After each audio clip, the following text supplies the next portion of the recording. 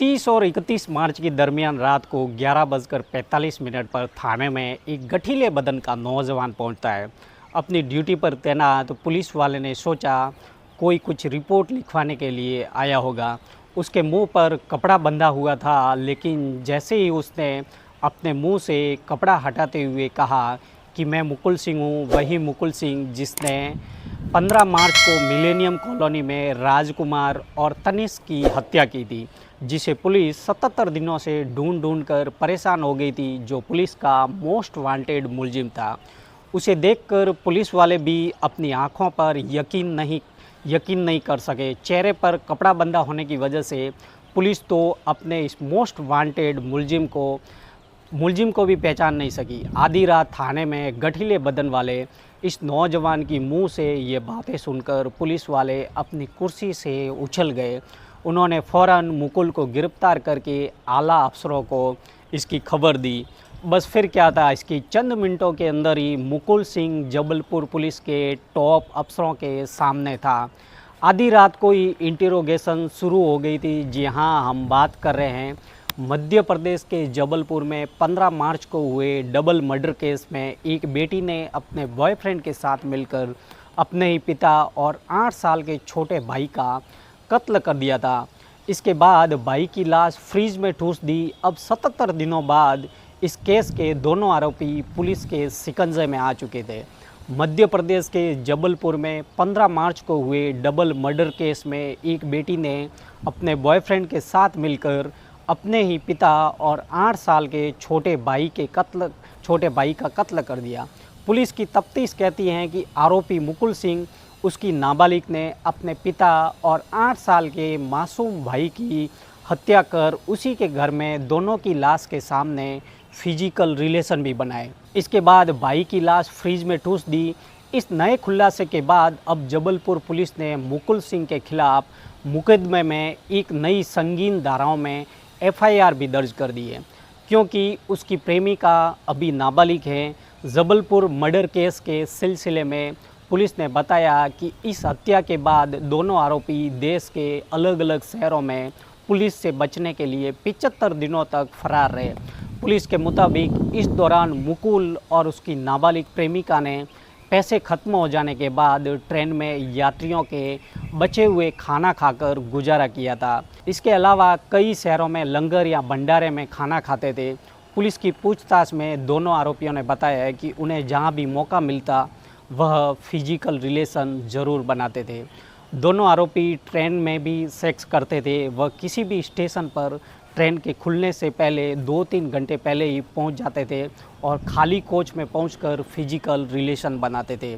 आरोपी मुकुल को 7 दिन की पुलिस रिमांड पर लेने के बाद मिलेनियम कॉलोनी ले जाया गया, जहां उससे पूछताछ कर क्राइम सीन रिक्रिएट किया गया और पूरी जानकारी ली गई। अब 77 दिन बाद इस केस के दोनों आरोपी पुलिस के शिकंजे में आ चुके थे, लेकिन इसके साथ ही इस डबल मर्डर केस से जुड़ी एक ऐसी साजिश सामने आई जिसे सुनकर पुलिस वाले भी सकते में हैं।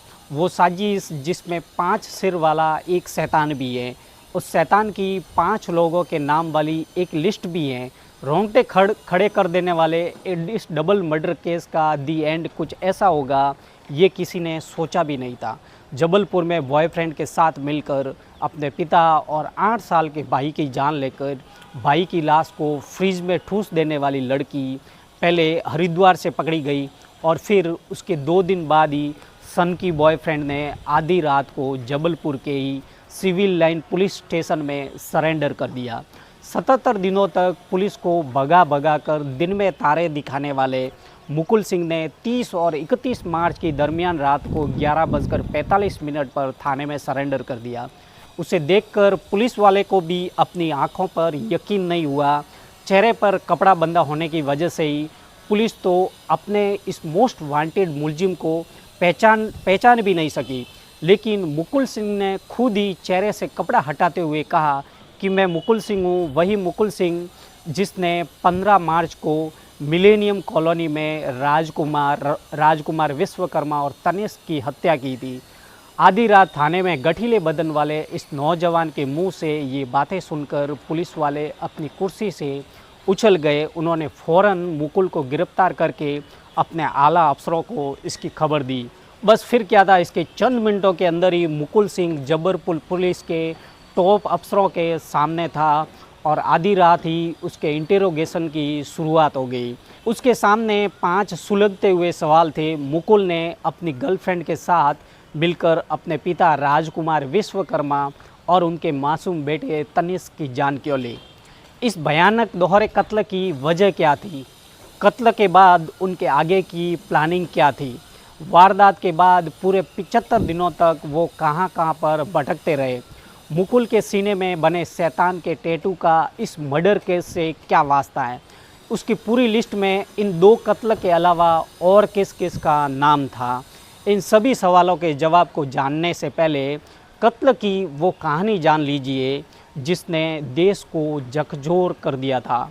15 मार्च 2024 को मिलेनियम कॉलोनी जबलपुर में उस रोज़ सुबह घर की बेटी काव्या ने रिश्तेदारों को अपने मोबाइल से एक वॉइस मैसेज भेजा जिसमें उसने कहा कि उसके पड़ोस में रहने वाले मुकुल सिंह ने उसके पिता और भाई की हत्या कर दी है। जबलपुर के बाहर रहने वाले रिश्तेदारों ने ये मैसेज देर से देखा, लेकिन जैसे ही देखा उन्होंने ये वॉइस मैसेज सुना, उनके होश उड़ गए। अगले ही पल जबलपुर पुलिस मिलेनियम कॉलोनी के इस मकान में थी। वॉइस मैसेज में कही गई बातों के मुताबिक ही राजकुमार विश्वकर्मा और उनके 8 साल के मासूम बेटे का कत्ल हो चुका था। कातिल ने तेज़धार हथियार से सिर, गले और जिस्म के दूसरे हिस्सों में घातक वार कर दोनों की जान ले ली थी। बच्चे की लाश फ्रीज के अंदर ही ठूस कर रख दी थी। आनंद फानन में पुलिस ने मामले की तफ्तीश शुरू कर दी। पहले तो पुलिस को लगा कि शायद घर की नाबालिग को कत्ल के आरोपी मुकुल सिंह ने किसी दबाव में ले रखा है, लेकिन जब पुलिस की नज़र शहर के अलग अलग इलाकों में कैद हुई, दोनों के सीसीटीवी फुटेज पर पड़ी, तो ये साफ हो गया कि लड़की खुद ही अपनी रजामंदी से कातिल के साथ जा रही है। फिर तो इसके बाद पुलिस और इस कातिल जोड़ी के बीच चूहे बिल्ली का खेल शुरू हो गया। हुआ यूँ कि ये खेल तब तक चलता रहा जब तक खुद मुकुल सिंह ने थाने में सरेंडर नहीं कर दिया। असल में दोनों पिछले 75 दिनों से पुलिस से भागते भागते थक चुके थे, उनके पैसे भी ख़त्म हो चुके थे। इत्तेफाक से दोनों 29 मई को लोगों ने हरिद्वार के एक अस्पताल में पहचान लिया था। इसके बाद लोगों ने लड़की को तो रोक लिया, जिसे पुलिस के हवाले कर दिया गया, लेकिन मुकुल सिंह वहाँ से भागने में कामयाब हो गया। लेकिन अपनी गर्लफ्रेंड के पकड़े जाने के 2 दिन बाद ही मुकुल सिंह ने पुलिस थाने में सरेंडर कर दिया।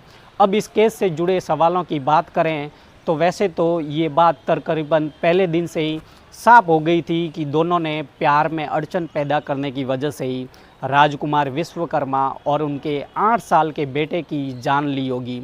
लड़की और उसके बॉयफ्रेंड से पूछताछ के बाद ये शक सही निकला कि घर वालों ने दोनों को मिलने जुलने से रोकते ही थे। कुछ महीने पहले ही राजकुमार ने अपनी बेटी के साथ मुकुल को देखकर उसके खिलाफ रेप का केस दर्ज करवा लिया था, उसे जेल भिजवा दिया था।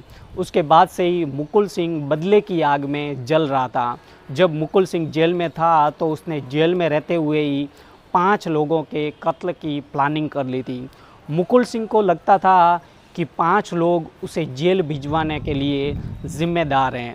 इनमें सबसे पहला नाम तो गर्लफ्रेंड के पिता राजकुमार का ही था। दूसरा नाम गर्लफ्रेंड का ही था, क्योंकि तब उसे लगता था कि गर्लफ्रेंड भी घर वालों से मिली हुई है।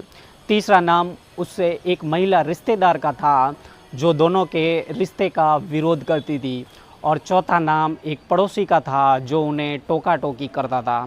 5वां नाम उस लेडी अफसर का था जो केस की जांच कर रही थी। मुकुल को लगता था कि लेडीज़ पुलिस अफसर उसे जानबूझकर फंसा रही है। सरेंडर और गिरफ्तारी के बाद तलाशी के दौरान मुकुल सिंह के सीने पर 5 सिर वाले एक शैतान का टैटू नज़र आया। पुलिस ने जब इस टैटू को लेकर उससे सवाल पूछा तो उसने कहा कि ये टैटू असल में उसे उसके बदले की और टारगेट की याद दिलाने के लिए बनाया था। जो उसने जेल से बाहर आने के बाद सीने पर गुदवा लिया था। इस टैटू में शैतान के 5 सिर है, वो 5 सिर भी उसे उन लोगों की जान लेने की याद दिलाते रहते थे। मुकुल सिंह ने जेल में रहते हुए ही 5 कत्ल की प्लानिंग कर ली थी। इनमें गर्लफ्रेंड का नाम भी था, लेकिन जब वो बाहर आने के बाद उसकी फिर से अपनी गर्लफ्रेंड से बातचीत शुरू हो गई, तब उसने अपनी गर्लफ्रेंड का नाम उस लिस्ट से हटा दिया था। इधर गर्लफ्रेंड खुद भी अपने घर वालों से छुटकारा चाहती थी, वो उसकी साजिश में शामिल हो गई थी। वो अपने पिता के साथ साथ पूरे घर की पल पल की खबर अपने बॉयफ्रेंड मुकुल सिंह को देने लग गई थी। लड़की ने अपने पिता व 8 साल के मासूम भाई के कत्ल करने में अपने बॉयफ्रेंड का पूरा साथ भी दिया था। यहाँ तक कि कत्ल के बाद वो लाशों के टुकड़े कर उन्हें ठिकाने लगाना चाहते थे, लेकिन ये हो न सका। इससे पहले दोनों को घर से भागना पड़ा। कातिल जोड़ी ने राजकुमार विश्वकर्मा की जान तो खैर बदले की भावना और गुस्से में भर कर ली, लेकिन उस 8 साल छोटे बच्चे यानी लड़की के भाई तनिष्क के कत्ल पर हर किसी को ज़्यादा हैरानी थी।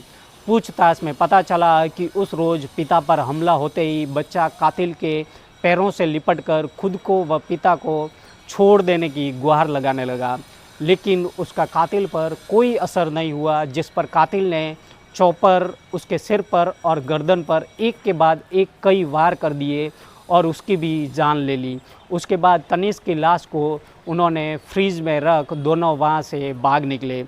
दोनों को पता था कि पुलिस उनका पीछा ज़रूर करेगी, इसलिए वो पूरी सावधानी रखते थे, मोबाइल का इस्तेमाल कम से कम करते थे। इस तरह दोनों कटनी, इंदौर, पुणे, बेंगलुरु, ओडिशा, गुवाहाटी, कोलकाता, झांसी, मथुरा, वृंदावन और नेपाल तक की दूरी नापी। इस तरह पुलिस और कानून से भागते भागते मुकुल और उसकी गर्लफ्रेंड ने पुलिस की नाक में दम कर दिया था। लाख कोशिश के बावजूद भी पुलिस उस तक नहीं पहुंच पा रही थी। पुलिस ने 10,000 पोस्टर भी चिपका डाले, 10,000 रुपये का इनाम भी इनके नाम रख दिया, लेकिन ये सब बेकार निकला। एक रोज़ कत्ल का मुलजिम खुद ही पुलिस थाने में आ गया। असल में मुकुल सिंह की गर्लफ्रेंड पकड़ी गई, जिससे वो अकेला पड़ गया था।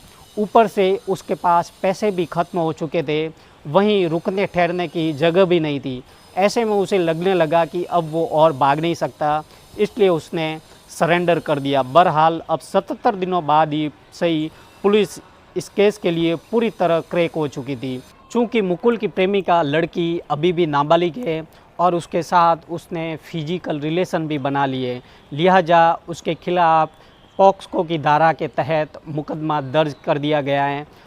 तो किस प्रकार एक नाबालिग लड़की अपने बॉयफ्रेंड के साथ रहने व उसके साथ फिजिकल होने के लिए अपने पिता व मासूम भाई की हत्या कर अपने बॉयफ्रेंड के हाथों उनका कत्ल करवा दिया और उसके साथ भाग गई।